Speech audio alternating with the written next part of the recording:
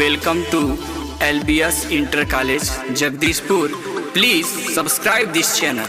Hello student, हम लोग इसके पहले वाले लेक्चर में हमने देखा था विद्युत फ्लक्स एवं गॉस का प्रमेय का भाग 1 हम लोग देखे थे। और उस भाग 1 में मैंने आपको बताया था कि क्षेत्रफल वेक्टर क्या होता है, एरिया वेक्टर क्या होता है, और फिर मैंने आपको बताया था घन कोण क्या होता है ना। तो इस तरह से हमने वहाँ पे क्या किया, 2 चीज़ों को कवर किया था पूरी तरह से, एरिया वेक्टर को और घन कोण को। अब हम क्या करने वाले हैं, यहाँ पे देखेंगे विद्युत फ्लक्स। क्या देखेंगे? विद्युत फ्लक्स। अब यहाँ से जो भी चीज़ आप पढ़ने जा रहे हैं ये सब इम्पोर्टेंट है। इम्पोर्टेंट वो दोनों भी था, इसलिए इम्पोर्टेंट था कि वह दोनों अगर आपको आएंगे, समझ में आएंगे, तभी आप इसके आगे जो भी पढ़ने वाले हैं वो समझ में आएगा। लेकिन ज़्यादातर जो क्वेश्चंस बनते हैं, जो क्वेश्चंस पूछे जाते हैं, अब इसके बाद से जो चीज़ें मिल रही हैं, ये सारे के सारे क्वेश्चंस बोर्ड के पेपर्स में बन सकते हैं, है ना, और बनते रहते हैं। तो ध्यान दीजिएगा, सबसे पहले हम देखेंगे विद्युत फ्लक्स। इसको इंग्लिश में क्या कहेंगे? Electric flux. क्या कहेंगे? Electric flux. देखिए विद्युत फ्लक्स होता क्या है।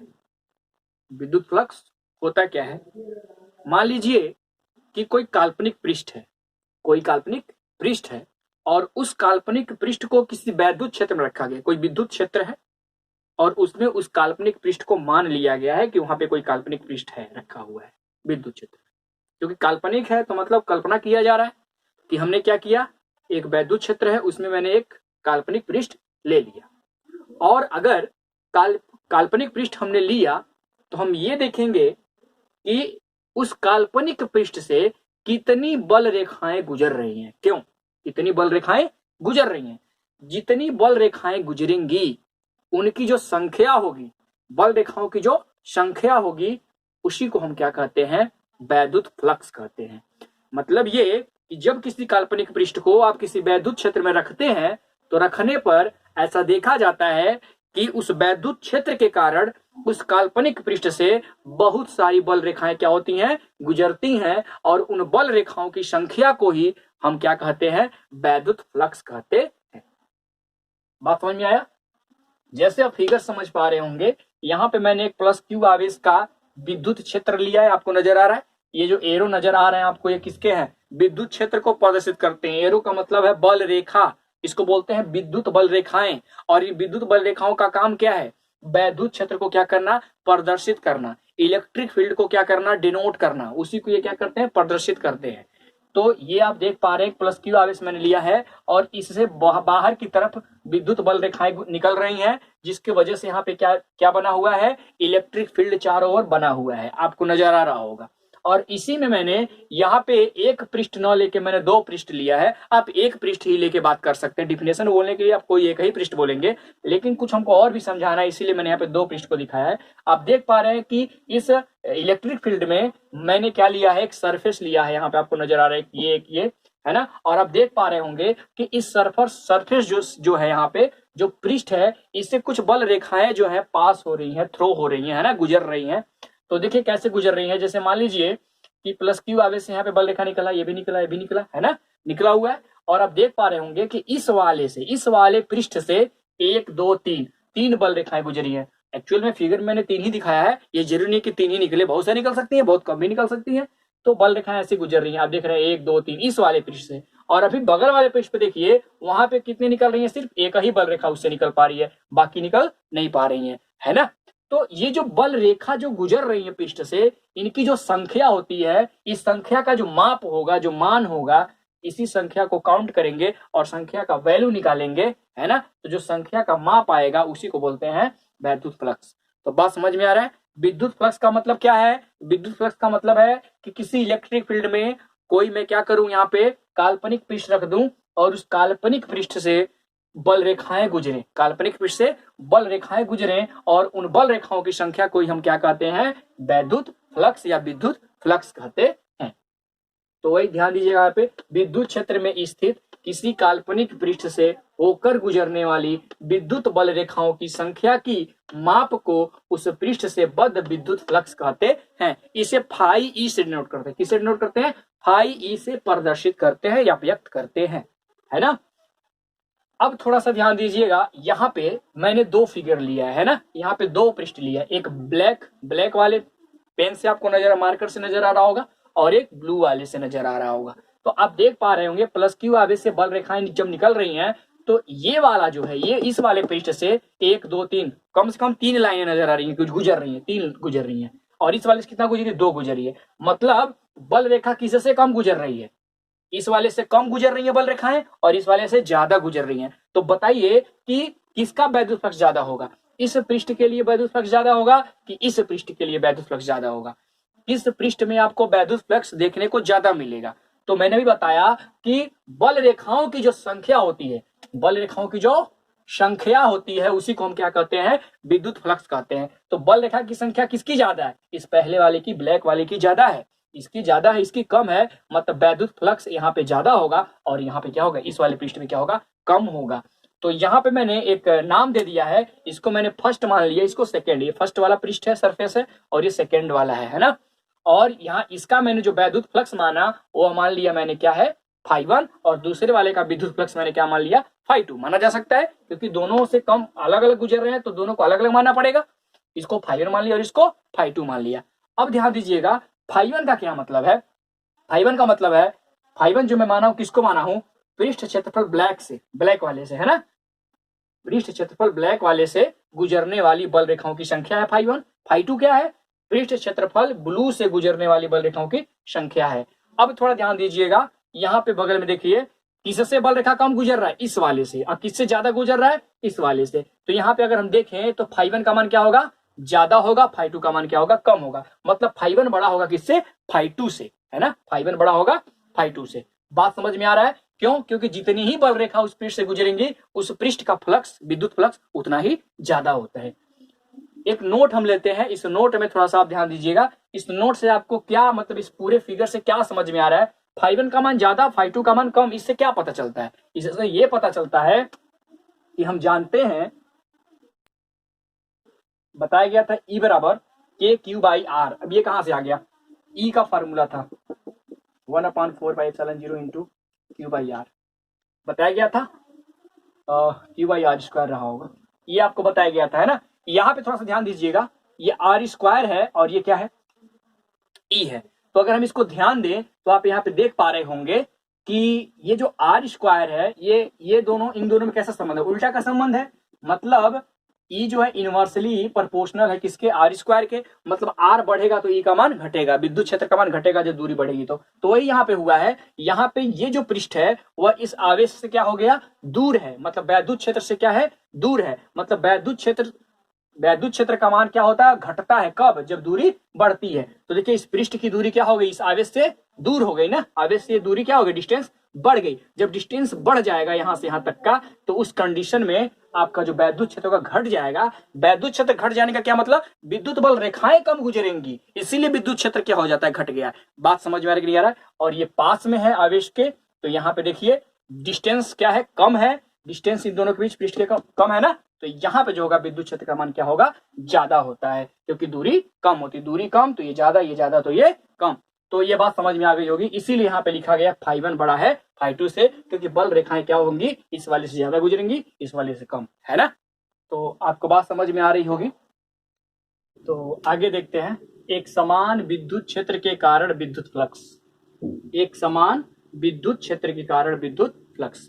इसके पहले हम क्या देखे थे? हमने वहां पे क्या किया था? वैद्युत क्षेत्र दिखाया था, वहां पे 2 प्लेट लिया था, 2 पृष्ठ लिया था, और 2 पृष्ठों के आगे मैंने क्या रख दिया था? एक आवेश रख दिया था, और उस आवेश के वजह से मैं देख रहा था किस तरह से बल रेखाएं गुजर रही थी, है ना। लेकिन अब मैं यहाँ पे क्या देखने वाला हूँ? वैद्युत फ्लक्स का मान निकालूंगा, लेकिन वहां पे विद्युत क्षेत्र को मैं एक समान लूंगा। इसके पहले वाले विद्युत क्षेत्र को मैं दिखाया था, वैद्युत बल रेखाएं चारों तरफ फैली हुई थी, लेकिन यहाँ पे क्या है? सिर्फ एक ही तरफ बल रेखाएं जा रही हैं, एक ही दिशा में जा रही हैं। इसको बोलते हैं एक समान विद्युत क्षेत्र। क्या होगा ये बल रेखाएं एक समान विद्युत क्षेत्र को क्या करती हैं? प्रदर्शित करती हैं। तो चलिए देखते हैं। मैंने क्या किया? इसके लिए एक समान वैद्युत क्षेत्र लिया जिसको मैंने नाम दे दिया वेक्टर ई। वेक्टर ई है इसका मान वैद्युत क्षेत्र का। और मैंने एक इस पे क्या कर दिया, सरफेस रख दिया, कोई एक पृष्ठ ले लिया है और उस पृष्ठ का मैंने क्षेत्रफल क्या मान लिया है, ए। क्या माना है, ए माना है। और आप जानते हैं मैंने आपको बताया था कि अगर कोई पृष्ठ है और उस पृष्ठ का आपको क्षेत्रफल वेक्टर लेना हो, उस पृष्ठ का क्या लेना हो, क्षेत्रफल वेक्टर लेना हो, तो हमेशा उसके क्या होता है, लंबवत होता है। तो जरा इसको ध्यान दीजिएगा, ये कुछ इस तरह का नजर आपको आ रहा है। इसके लंबवत होगा क्या, इसके लंबवत होगा क्या, क्षेत्रफल वेक्टर इसके लंबवत होगा। तो लंबवत होगा तो मैंने इसको किधर दिखाया है, लंबवत को इधर वेक्टर ए से दिखा दिया है ना। वेक्टर ए जो ये दिखाई दे रहा है आपको, ये किसको बता रहा है, क्षेत्रफल वेक्टर को बता रहा है। और ये वेक्टर ई तो आप देख ही रहे हैं, जिधर बल रेखा गुजर रही है, जिधर जा रही है ना, वही क्या है, वेक्टर ई की दिशा है, वैद्युत क्षेत्र की दिशा है। और इन दोनों के बीच एंगल कितना बन रहा है, थीटा। कितना बन रहा है, थीटा। दोनों थीटा एंगल पे है। तो फार्मूला जो होता है आपका विद्युत फ्लक्स का, वह क्या होता है, फाई बराबर vector E dot vector A. हम क्या करें, इसका और इसका, इन दोनों का, दोनों वेक्टरों का क्या कर दें, डॉट कर दे, डॉट प्रोडक्ट कर दे। तो वह किसकी क्या निकल जाएगा, यहाँ से वैद्युत फ्लक्स आराम से क्या होता है, निकल जाता है। ये वैद्युत फ्लक्स निकालने का क्या है, फार्मूला है। किसी किसी किताब में फाई ई लिया है, फाई लिया है, उससे इफेक्ट नहीं पड़ता है। यहाँ मैंने फाई माना है, ठीक है ना, वैद्युत फ्लक्स को। अब देखिए फाई इक्वल टू क्या हो जाएगा, यहाँ से आप जानते हैं कि जब दो वेक्टरों का डॉट प्रोडक्ट करते हैं तो कॉस थीटा आ जाता है। और उन दोनों वेक्टरों का, दोनों वेक्टर जो राशि होती है उसका जो एरो नजर आता है, वेक्टर खत्म हो जाता है ना। तो फाई इक्वल टू हो जाएगा ई ए कॉस थीटा। आपको बताया गया होगा, फर्स्ट ईयर बताए थे हम, phi equal to e a cos theta.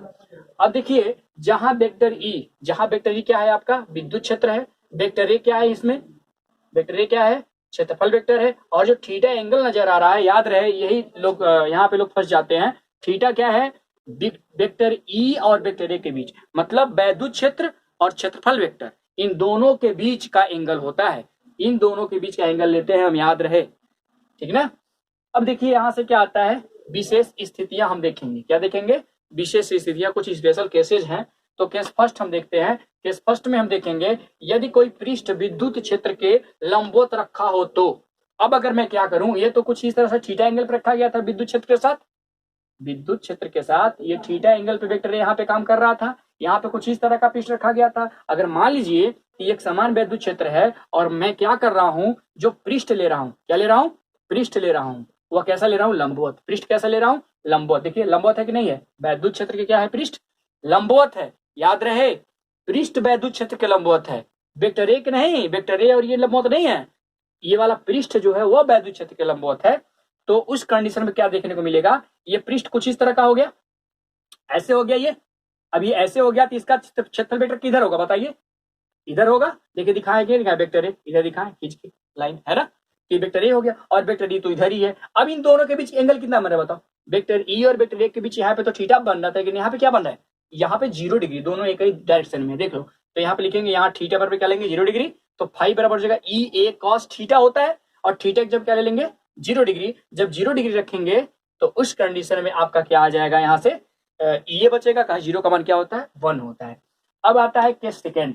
Case second में देखेंगे इसी का उल्टा, इसको लंबवत रखे थे, यहाँ पे वैद्युत क्षेत्र के क्या लेंगे, पृष्ठ को समांतर लेंगे। तो यदि कोई पृष्ठ विद्युत क्षेत्र के समांतर रखा हो तो विद्युत फ्लक्स, समांतर रखा हो तो विद्युत फ्लक्स, यहाँ पे क्या होगा बताइए। अब ध्यान दीजिएगा, ये ऐसे रखा हुआ है, ये वैद्युत क्षेत्र इधर जा रहा है और ऐसे पृष्ठ को रखा गया है। तो बताइए अब पृष्ठ के लंबवत किधर लेंगे, क्षेत्रफल वेक्टर ऊपर की ओर ऐसे लेंगे, नहीं लेंगे, क्षेत्रफल वेक्टर ऐसे लेंगे। तो ऊपर की ओर होगा वेक्टर ए और वेक्टर ई तो इधर ही है। अब बताओ वेक्टर ई और वेक्टर ए का रेखा ये बनाया गया है, ये वेक्टर दिखाया गया है, और वेक्टर ये है, दोनों के बीच कितना एंगल बन रहा है, 90 डिग्री बन रहा है। तो वहां पे क्या हो जाएगा, थीटा बराबर 90 डिग्री। तो फाई इक्वल टू हो जाएगा ई a cos 90। Phi equal to क्या हो जाएगा, ई ए कॉस 90। और कॉस 90 का मान कितना होता है, 0। तो 0 का जब ई ए में गुणा होगा तो टोटल क्या बन जाएगा, 0 बन जाएगा। तो ये हो जाएगा फाई मिनिमम इक्वल टू 0। तो आप देखिए अगर आप चाहते हैं कि किसी भी पृष्ठ से, है ना, फ्लक्स क्या हो, बहुत ज्यादा देखने को मिले, तो उसके लिए आपको क्या करना पड़ेगा, उस वैद्युत क्षेत्र में पृष्ठ को लंबवत रखना है, समांतर रखना पड़ेगा। हाँ, लंबवत रखना पड़ेगा। कैसे रखना पड़ेगा, लंबवत रखना पड़ेगा। ध्यान दीजिएगा, अगर पृष्ठ को वैद्युत क्षेत्र के लंबवत रखते हैं तो उस कंडीशन में वैद्युत फ्लक्स जो आएगा वो क्या होगा, मैक्सिमम आएगा। और अगर आप क्या रखते हैं, वैद्युत क्षेत्र के समांतर रखते हैं पृष्ठ को, तो क्या होगा, उस कंडीशन में आपका जो फ्लक्स आएगा वो मिनिमम आएगा, बहुत कम आएगा। एक ही चीज यहाँ पे आपको ध्यान देना है, वह ये है कि हम जब भी एंगल लेते हैं तो वह एंगल वेक्टर ए और वेक्टर ई के बीच का लेते हैं, न कि हम पृष्ठ और वेक्टर ई के बीच ले रहे हैं। हम हमेशा इन दोनों के बीच का लेते हैं एंगल, है ना। यहाँ भी देखिए इसके बीच लिया गया है। नहीं, गलती से अगर किसी न्यूमेरिकल में आपसे कह दिया जाए कि जो पृष्ठ है वह क्षेत्र के लंबवत है, तो आप ये मत दिमाग में रख लीजिएगा बात लंबवत की हो रही है तो वेक्टर ए और वेक्टर ई का बीच का जो कोण होगा वो 90 होगा। अरे भाई, पृष्ठ लंबवत है, वेक्टर ए और वेक्टर ई एक दूसरे के लंबवत नहीं है, ये याद रहे। लंबवत है तो समांतर, पृष्ठ अगर लंबवत है ये दोनों समांतर रहते हैं, और अगर पृष्ठ क्या है, समांतर है, तो ये दोनों लंबवत होते हैं। तो ये उल्टा प्रोसेस इसमें चलता है, तो ध्यान दीजिएगा इसको और गलती मत कीजिएगा। न्यूमेरिकल में अक्सर लोग गलती कर देते हैं इसको। तो हमें आशा है कि आपको सारी चीज समझ में आ गई होगी जो भी आज बताया गया है। और जो लोग भी इसका पार्ट 1 नहीं देख पाए हैं वह क्या कर सकते हैं, डिस्क्रिप्शन में जाके लिंक मिल जाएगा, वहां से इसको देख सकते हैं पार्ट 1 को, जिससे पार्ट 2 आसानी से समझ में आ सके। और सब्सक्राइब चैनल को कर दीजिए जो लोग भी नहीं कर पाए हैं, और भी दोस्तों में शेयर करते रहिए जिससे इसका लाभ ज़्यादा से ज़्यादा लोगों को मिल सके।